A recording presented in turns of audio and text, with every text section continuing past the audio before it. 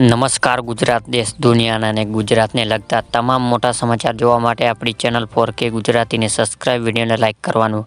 ના ભૂલશો ને વિડીયોને છેલ્લે સુધી જોતા રહેજો કેમ કે સમાચાર તમારા માટે થઈ શકે છે ખૂબ જ ઉપયોગી। તો આજના તાજા સમાચાર વિશે વાત કરવામાં આવે તો આધાર કાર્ડ ફી સેવાઓ સુધારા, રાહુલ ગાંધીએ કરી નવી જાહેરાત, મહિલાઓને દર મહિને 10,000 રૂપિયા, નવી સિસ્ટમ થઈ સક્રિય, ખેડૂતોને 10,000 ખાતામાં, વર્ષે મળશે 42,000ની સહાય, ગુજરાતમાં ખેડૂતોને 24 કલાક વીજળી નહીં મળે, વાવાઝોડા ભૂક્કા કાઢશે આગાહી, ખેડૂતોનું માગનું મળતર આપો। આધાર કાર્ડ ફી સેવાઓ આજે તેનો લાભ લો એટલે કે આધાર કાર્ડ અપડેટ કરવાનું બાકી રહી ગયું હોય તો તમારા માટે એક ફરી નવી તક છે। યુઆઈડી સુધારા ફી માફ કરી અને હવે તમે 14મી જૂન સુધી ફીમાં આધાર કાર્ડ વિગતો અપડેટ કરી શકો છો અને તમારે 50 રૂપિયા ચૂકવવા પડશે નહીં। આ સમયગાળાને દરમિયાન નાગરિકોને કોઈ પણ વધારાનું શુલ્ક વિના તેઓ ફોટો, ઉંમર, સરનામું, જન્મ તારીખ, લિંગ, મોબાઈલ નંબર અને ઈમેલ જેવી માહિતી અપડેટ કરી શકે છે। ત્યારબાદ મિત્રો બીજા મોટા સમાચારની વાત કરવામાં આવે તો રાહુલ ગાંધીએ કરી નવી જાહેરાત એટલે કે રાજસ્થાન સરકાર કોંગ્રેસ નેતા રાહુલ ગાંધીએ સભા યોજી હતી જેમાં ગરીબ પરિવારો દર મહિને 8,500 રૂપિયા આપવાની વાત કરી છે। જો કે કોંગ્રેસ સરકાર બનશે તો દેશની કોન્ટ્રાક્ટ સિસ્ટમ બંધ થઈ જશે અને આર્મી સૈનિક ગેરંટી આપી હતી કે જો તમને કંઈ થશે તો સરકાર તમારું ધ્યાન રાખશે। જો શહીદ થયો હોય તો તેને શહીદને દરરોજ પેન્શન આપવામાં આવશે। મહિલાઓને દર મહિને 10,000 રૂપિયા એટલે કે વડાપ્રધાન મોદી છત્તીસગઢમાં મહાતારી વંદન યોજાતું પ્રથમ હપ્તો મહિલાના ખાતામાં ટ્રાન્સફર કરવામાં આવ્યો છે અને પીએમ નરેન્દ્ર મોદી કહ્યું દર મહિને તમને તમારા બેંકમાં ખાતામાં કોઈ પણ મુશ્કેલી વિના પૈસા તમારે 3.10,000 રૂપિયા આવશે અને હું તમને આ ગેરંટી એટલા માટે આપી રહ્યો છું કે કારણ મને છત્તીસગઢની ડબલ એન્જિન સરકાર વિશ્વાસ છે। વર્ષે મળશે 42,000ની સહાય। જે ખેડૂતો આ બે યોજના જેમ કે પીએમ કિસાન યોજના અને પીએમ માનધન યોજના રજીસ્ટ્રેશન કરાવેલું હશે તો તેવા ખેડૂતોના ખાતામાં વર્ષે 42,000 રૂપિયા ઘરે બેઠા બેઠા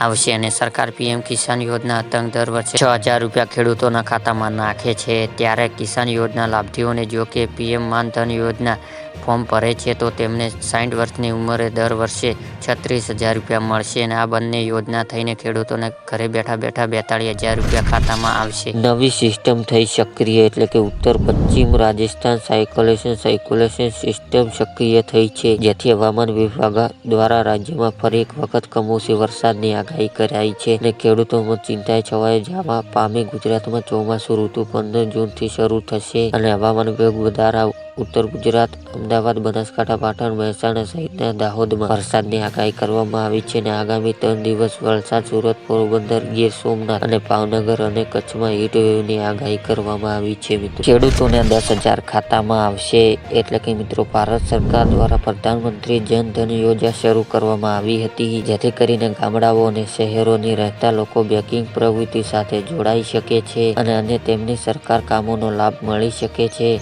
તમે પ્રધાનમંત્રી જન ધન યોજના બેંક દ્વારા પૂરી પાડવામાં આવતી તમામ પ્રકારની નાણાકીય સેવાઓનો લાભ લઈ શકો છો અને આજે ભારત એવો કરોડો લોકો છે જેમને જનધન દ્વારા ખાતું ખોલાવ્યું છે અને તેઓ જનધન ખાતાનો લાભ પણ મેળવી શકે છે અને નાગરિકોને આવા ઘણા લાભો આપવામાં આવી રહ્યા છે જે અન્ય સામાન્ય ખાતાઓમાં આવેલી સેવા ઉપલબ્ધ નથી અને કેન્દ્ર સરકાર દ્વારા જનધન ખાતું શરૂ કરવામાં આવ્યું છે જેથી સામાન્ય નાગરિકોને પણ બેંક નાણાકીય સેવાઓ સાથે જોડાઈ શકે છે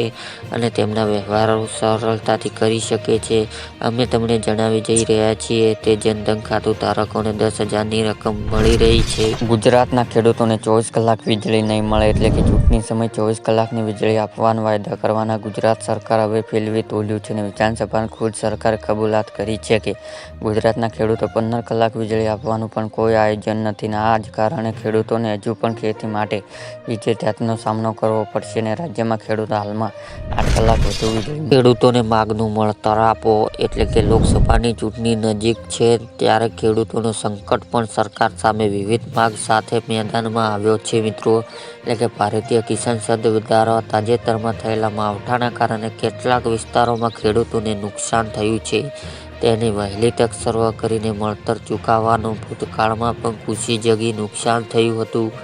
તેના પાક વીમા પ્રશ્ન હજી સુધી મળ્યા નથી તે તાત્કાલિક આપવા માટે પણ માગણી કરાઈ છે। વાવાઝોડું ભૂક્કા કાઢશે આગાહી એટલે કે હવામાન નિષ્ણાત પરેશ ગોસ્વામી વાવાઝોડાની અગિયાર શક્ય વ્યક્ત કરી છે। આ વખત ચોમાસું પહેલા એક વાવાઝોડું બને તેવી સંભાવના છે અને હાલ ઊભી થઈ છે